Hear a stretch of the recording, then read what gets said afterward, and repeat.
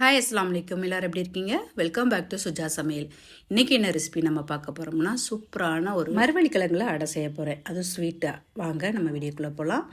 அதுக்கு ஒரு 1/2 கிலோ மரவள்ளி கிழங்கு எடுத்து க்ளீன் பண்ணி இந்த மாதிரி குட்டி குட்டி பீசஸாக நறுக்கி வச்சுக்கலாம்.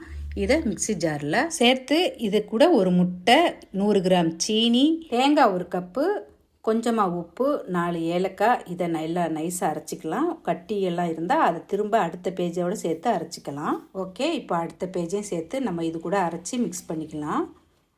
நல்லா நைஸாக பட்டு மாதிரி அரைக்கணும். இந்த மாதிரி அரைச்சி இதை நல்லா மிக்ஸ் பண்ணிக்கலாம். இது கூட இடியப்ப மாவு ஒரு 100 கிராம் எடுத்துக்கோங்க. அதையும் நல்லா அப்படியே மிக்ஸ் பண்ணிக்கோங்க. நல்லா மிக்ஸ் பண்ணிவிட்டு இப்போ ஒரு இட்லி மாவு பதத்துக்கு நம்ம வச்சுக்கிறலாம். இப்போது நெய்யை ஒரு 3 ஸ்பூன் நெய் எடுத்துக்கோங்க.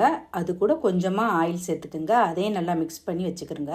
இந்த மாதிரி தோசை தவாவை எடுத்து அதில் நம்ம நெய்யை கொஞ்சம் அப்ளை பண்ணிவிட்டு சிம்லேயே வச்சு இந்த மாதிரி அடை மாதிரி பரத்தணும். இந்த வீடியோ உங்களுக்கு பிடிச்சிருந்தா லைக் பண்ணுங்கள். இப்போ இதை நம்ம மூடி வச்சு ஒரு 5 நிமிஷம் கழித்து ஓப்பன் பண்ணி பாருங்கள்.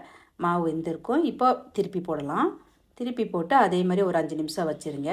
அவ்வளோதாங்க, சூப்பரான நம்மளுக்கு மரவள்ளி கிழங்கு அடை ரெடி ஆயிடுச்சு. ஹெல்த்தியாகவும் இருக்கும், ரொம்ப டேஸ்ட்டாகவும் இருக்கும். குழந்தைங்களுக்குலாம் ரொம்ப பிடிக்கும். இனிப்பு இல்லாமல் செய்யலாம். பெரியவங்களுக்கு இனிப்பு பிடிக்கலன்னா நீங்கள் இந்த மாதிரி அடையாக இனிப்பு இல்லாமல் நம்ம சுகர் சேர்க்காம நம்ம செய்யலாம். ஓகே ஃப்ரெண்ட்ஸ், இந்த வீடியோ உங்களுக்கு பிடிச்சிருந்தா லைக் பண்ணுங்கள், ஷேர் பண்ணுங்கள், சப்ஸ்கிரைப் பண்ணுங்கள். கண்டிப்பாக ட்ரை பண்ணி பார்த்துட்டு எப்படி இருக்குன்னு சொல்லுங்கள். பாய்.